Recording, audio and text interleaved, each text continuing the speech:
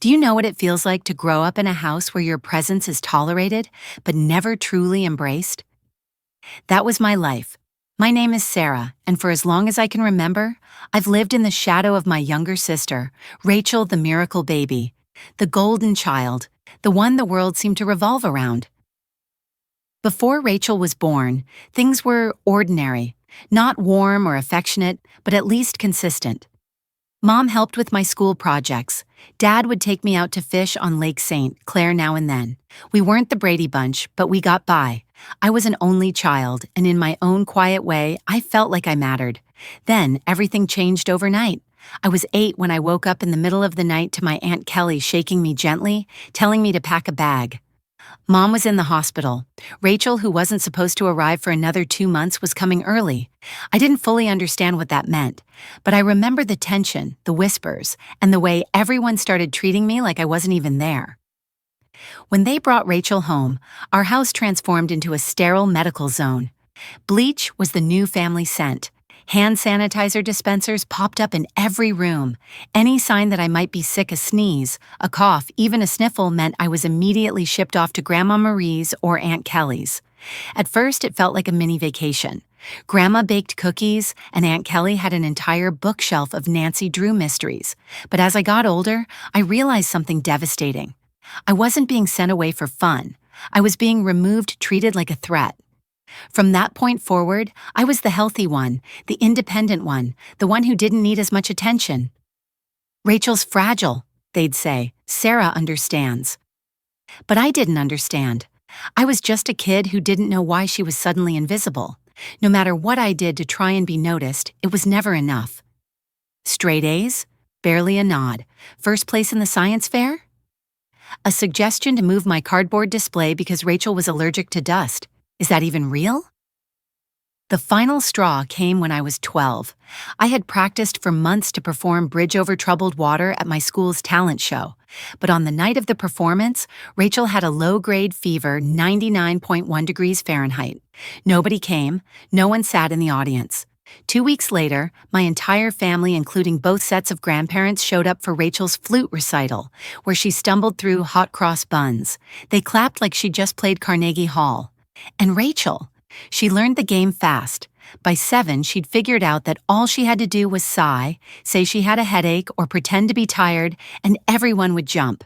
School deadlines were extended, chores became optional. If she was overwhelmed by a math test, Mom would literally call the school and ask for special accommodations. Meanwhile, I became the background noise, the girl who didn't make waves, the girl who stayed in her room with books and lavender air freshener because, of course, Rachel was allergic to lavender. That room became my only safe space.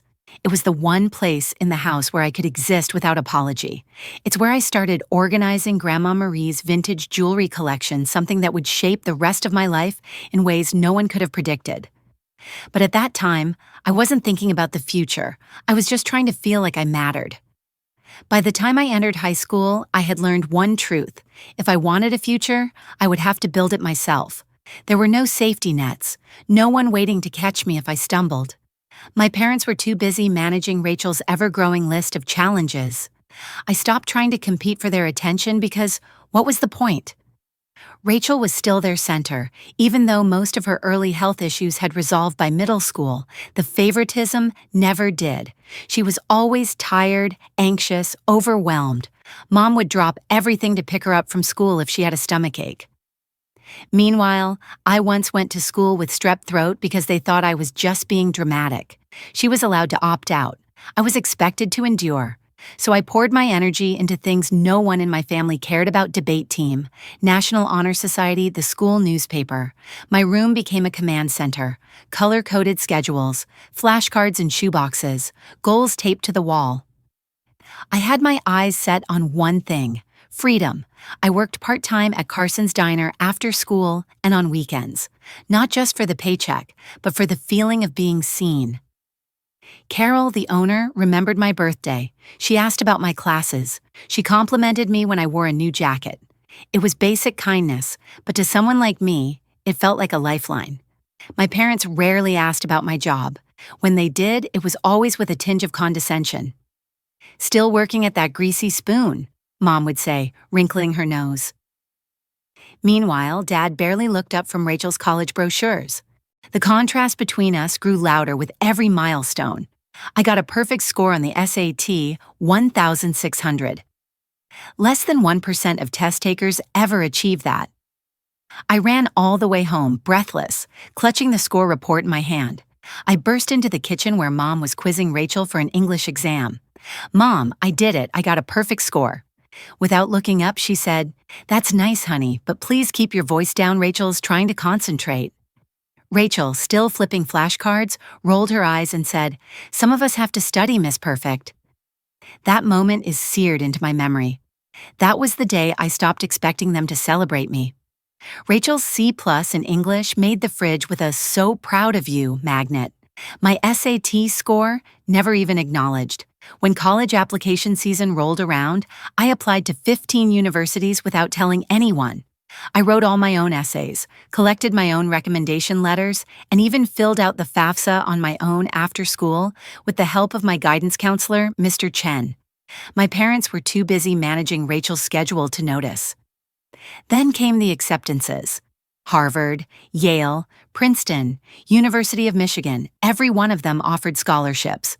I kept the letters in a shoebox under my bed, terrified Rachel would find them and spiral into one of her emotional meltdowns. I chose the University of Michigan because it had a strong art history program and because it felt far enough to start over. When I finally announced it at dinner, their reaction was underwhelming. "Michigan," Mom said, setting down her fork. "That's so far. What if Rachel needs you?" Rachel blinked. "Oh my God, finally! Can I have your room for my TikTok setup?" "No. Congratulations, no. We're proud of you." Just another reminder that even my biggest achievements were background noise, but I didn't care anymore. I had my ticket out, and I was going to use it.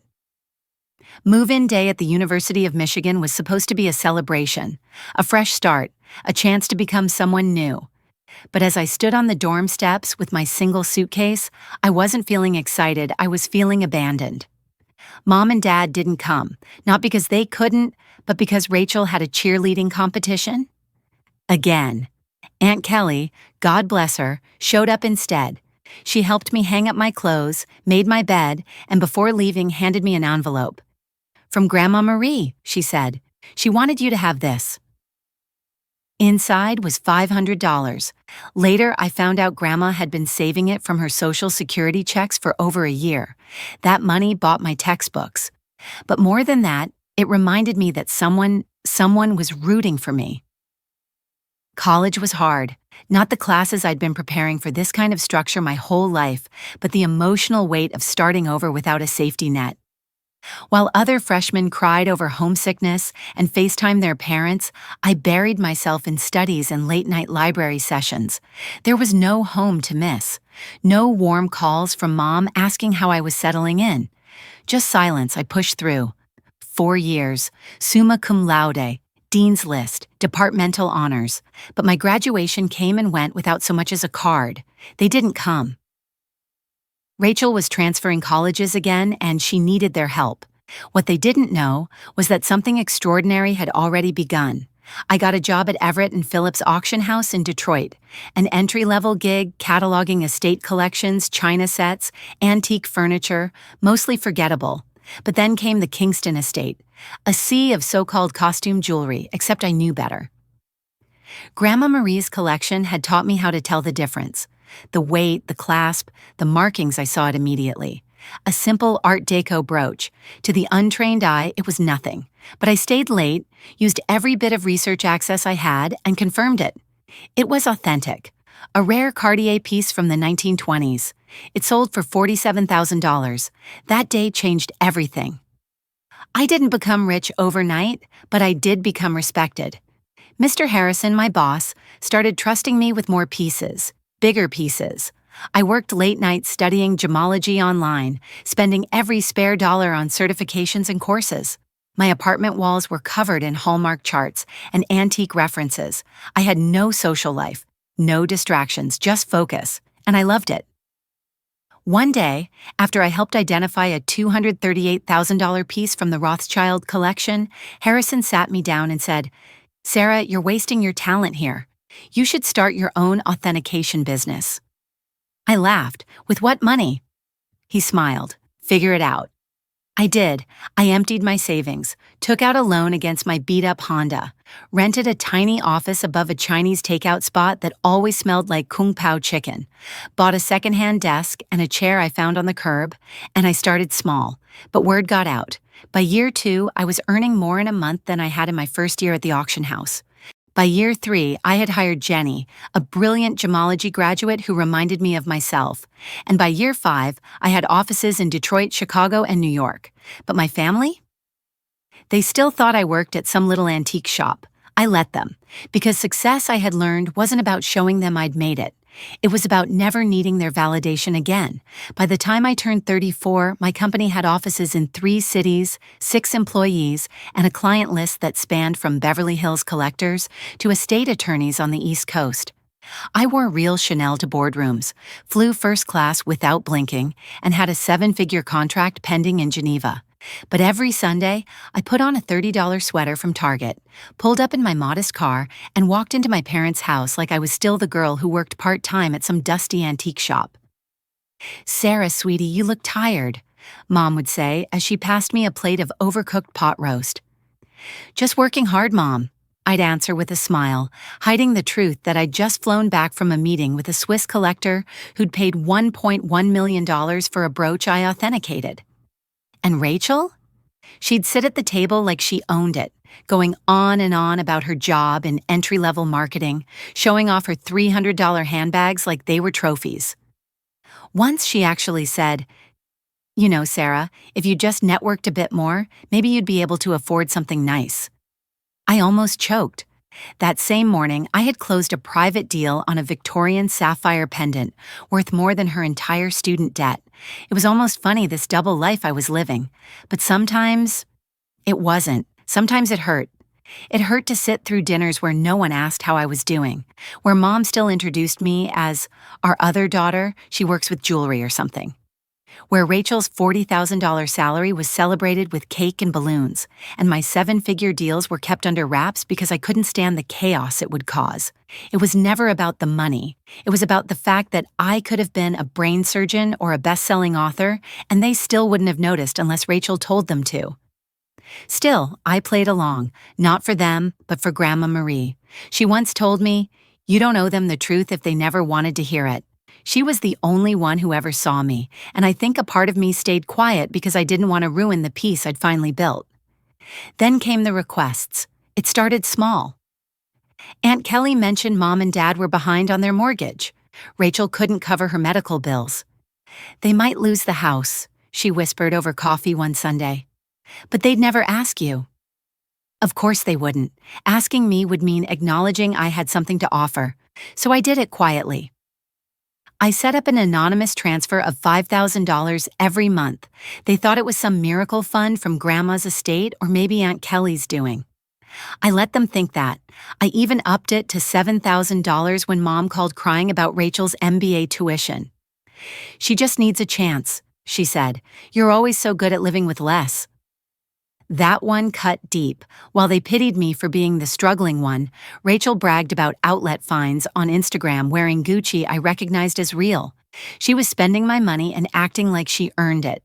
But I kept the peace. I kept my mask on. Every Sunday I sat through pot roast and polite dismissal. Every Monday I flew back into a world they couldn't begin to imagine. And sometimes I'd whisper to myself, "They don't see you, but that doesn't mean you're not shining." The lie had gotten too heavy. Every Sunday dinner felt like wearing a too tight sweater, itchy, suffocating, and impossible to relax in. I had built a life far beyond what my family could comprehend, yet every gathering reduced me to Sarah, the one who works with old jewelry. So when Thanksgiving rolled around, I offered to host for the first time. Mom had a herniated disc and couldn't handle cooking for 20 people, so I stepped in. I didn't tell them I'd hired one of Detroit's top catering firms. I just said, "Don't worry about it, I've been saving up." "Just don't go taking out a loan, sweetie," Mom had warned. I smiled and nodded, thinking about how the cost of the catering $12,000 was less than what I'd earned that week from one deal. The morning of Thanksgiving, I had my laptop open in my old bedroom. An online auction in Hong Kong was happening, and one of my clients was bidding on a rare Art Nouveau necklace. Meanwhile, downstairs, the air was thick with the scent of maple-glazed Brussels sprouts, herb-roasted turkey, and truffle mashed potatoes. Everyone was in the dining room sipping wine and complimenting the food, thinking it was some elevated Trader Joe's fare. Rachel, of course, had something to say. "Store-bought stuffing, Sarah." "Really?" She rolled her eyes, oblivious that each dish cost more per plate than her weekly paycheck. I went upstairs for a moment to monitor the auction. My laptop was open with tabs displaying confidential account summaries, pending deals, and recent transactions. That's when Rachel barged in. "Borrowing your charger," she said, grabbing it before I could react. But then she glanced at the screen and paused. Her smirk turned sharp. "Let's show everyone what Sarah's been really up to," she said. I panicked, following her as she marched downstairs, laptop in hand. She stood at the head of the table, lifted the laptop, and flipped it around. "Let's see what big, important antique business Sarah runs." The room quieted, dead silent. On the screen, current account balance, $12.4 million. Pending contract, $485,000. Latest transaction, $1.2 million. Quarterly profit report, $4.2 million. I watched the color drain from Rachel's face. She stammered, This can't be real. Sarah's rich?" Mom gasped. Forks froze mid-air. Dad choked on his wine. Aunt Kelly dropped her glass, and then Mom exploded. "You have millions and let us struggle? While we sacrificed everything for you." I stood up, my voice calm but clear. "Struggle? I've been sending you $7,000 a month for years." She snapped back while sitting on millions. "Your sister has loans. She deserves help." And that was it. Years of silence, years of being pushed aside, ignored, diminished. All of it surged up. "You mean the sister who got everything while I got Grandma's spare bed? The one you threw parties for while I celebrated college acceptances alone? I built this life from nothing, alone, while you were too busy doting on Rachel to notice." Chaos, shouting, tears. Rachel cried that I had betrayed the family. Dad called me selfish, and in the middle of it all, the catering staff stood awkwardly with pecan pie, not sure whether to serve it or flee. I didn't scream. I didn't slam anything. I calmly closed my laptop, grabbed my purse, and walked out the door. Behind me, I could still hear my mom yelling about Rachel's MBA, about needing a new car, about what I owed them. But for the first time in my life, I didn't feel guilty. I felt free. The fallout after Thanksgiving hit like a tidal wave, and I was right in the eye of the storm.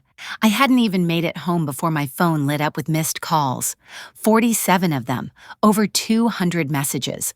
It was like my family had just discovered I was leading a double life, except instead of being proud, they were furious.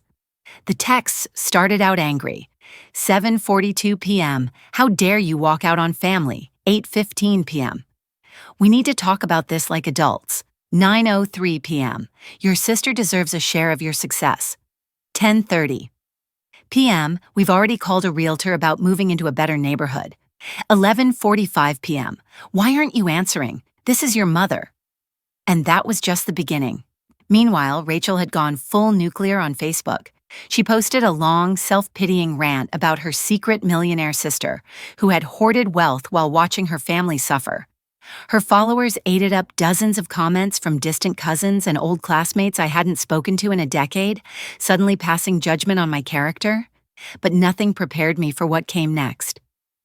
Monday morning, I walked into my office like I always did, coffee in hand, mine still reeling from the weekend, only to find my parents and Rachel waiting for me in the reception area. They had told my assistant they had an appointment. My mother wore a fake smile. Rachel clutched her Michael Kors bag like it was made of gold. My dad sat stiffly like he was about to negotiate a merger. They stood when they saw me, and that's when the ambush began. Mom spoke first. "Sweetheart, we've talked as a family, and we think it's only fair that you set up trust funds for everyone." Rachel chimed in. "I need at least $2 million to start my new life, properly." Dad added, "And your mother and I want to retire. We're thinking of a beach house, Florida maybe." I blinked. For a moment I thought it was a joke, but their faces were deadly serious. I crossed my arms. "Did you miss the part where I've been sending you $7,000 every month for years?" Rachel scoffed. "That's nothing compared to what you have. You owe us." I felt my jaw clench. "I owe you? For what? For the birthdays you missed? For the college applications I filled out alone? For pretending I didn't exist every time Rachel walked into a room?" Mom's voice rose. "Don't be dramatic, Sarah. We gave you everything." And that's when I realized they still didn't get it. They never would. Right there in my own office lobby, I pulled out my phone and canceled the automatic transfer to their bank account. I watched Mom gasp like I'd slapped her. Rachel started to cry but stopped when she realized no one cared. Dad's face turned red with rage. Then they refused to leave. I had to call building security.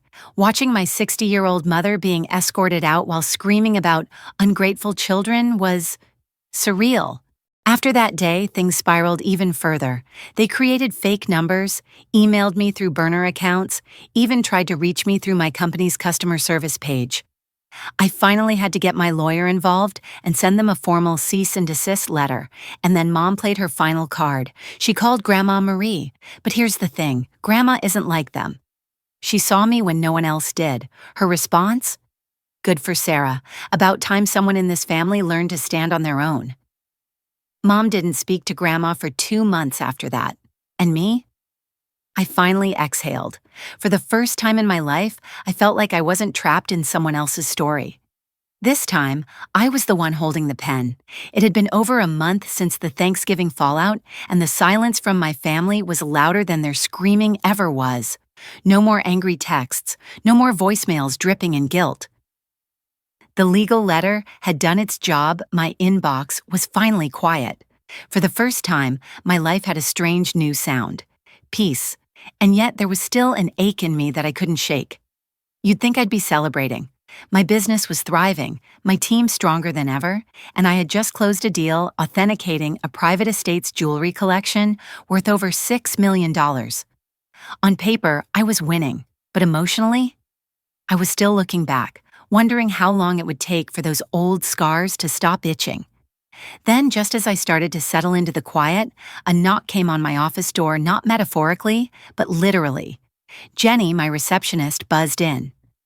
"There's someone here to see you," she said. "She says she's your cousin." Cousin? I hadn't seen most of my extended family since I was in braces. My heart dropped. "Which cousin?" I asked cautiously. Jenny leaned in and whispered, "It's Rachel." No way. I told Jenny to tell her I wasn't available, but instead of leaving, Rachel sat in the lobby. For 2 hours, I finally stepped out, arms crossed, voice cold. "You've got 5 minutes." Rachel stood up slowly, her eyes red, and for the first time in a long while, she didn't look smug. She looked broken. "I came to say I'm sorry," she said, voice trembling. "Not about the money, about everything else." I didn't respond. I let the silence hang heavy. She continued. "You didn't deserve how we treated you. I was a brat. Still am, probably. But I saw that look on your face at Thanksgiving. I've never seen you like that before. And I realized I never knew who you really were." I could feel my arms loosening, but I kept my voice even. "So what do you want, Rachel?" She blinked. "Nothing." I almost laughed. "You expect me to believe that?" "No," she said. I've been thinking about everything. You made something of yourself, not because anyone helped you, but because no one did. And maybe I was jealous. Maybe we all were." She looked down. "And I know I can't take it back. The years of brushing you off, the Facebook posts, the jokes, the way I acted like your life wasn't worth noticing." A long pause. "But I want you to know," she said softly, "I've stopped telling myself I'm the victim." That hit harder than I expected. I stood there, unsure what to do. I thought I'd yell, thought I'd slam the door. But instead, I said the only thing that felt true. "I don't need your apology, Rachel." Her face fell. But I accept it. I added slowly, not for you, for me. Because forgiveness, I was learning, wasn't about making someone else feel better. It was about choosing not to carry the weight of their mistakes anymore. We stood there for another moment. Then she nodded and left. I didn't stop her. I didn't call after her. I just turned around and walked back to my office. And you know what? For the first time in decades, I didn't feel like the invisible child. I didn't feel like the disappointment. I didn't feel like someone who had to hide her success to make others comfortable. I felt like Sarah, the woman who built a life with no blueprint, the woman who found worth without applause, the woman who owed no one anything and finally believed it. Sometimes the deepest pain doesn't come from strangers, it comes from the people who were supposed to love you the most. This story reminds us that being overlooked, dismissed, or undervalued by family doesn't define your worth. What does define you is how you respond when life tells you that you're not enough. Sarah spent her entire childhood being pushed aside for the sake of her sister. Every achievement ignored, every milestone forgotten simply because she wasn't the one who needed rescuing. But instead of giving in to resentment, she chose resilience. Instead of screaming for attention, she quietly built a life so powerful that it could no longer be ignored. And that's the real message here. You don't need permission to succeed. You don't need applause to validate your efforts. Your value isn't decided by who celebrates you, it's measured by how you rise when no one is watching. Sarah's journey proves that invisibility can be a blessing in disguise. It gives you freedom. Freedom to grow without judgment. Freedom to succeed without limits. In a world where people often chase validation from family, friends, or social media, Sarah's story is a reminder that the most important approval comes from within. It's okay to walk away from toxic dynamics. It's okay to protect your peace. And it's more than okay to build a life that no one expected, because that life is yours. So if you've ever felt invisible, forgotten, or not good enough, let this be your wake-up call. You are allowed to shine. You are allowed to take up space. And you are allowed to say, I don't owe anyone the warmth of the fire I built from my own ashes. If this story resonated with you, don't keep it to yourself. Like this video if you've ever had to find strength in silence. Share it with someone who needs to remember their worth. And don't forget to subscribe to Reddit Confessions for more powerful, real-life stories that remind us of the strength we carry even when no one else sees it.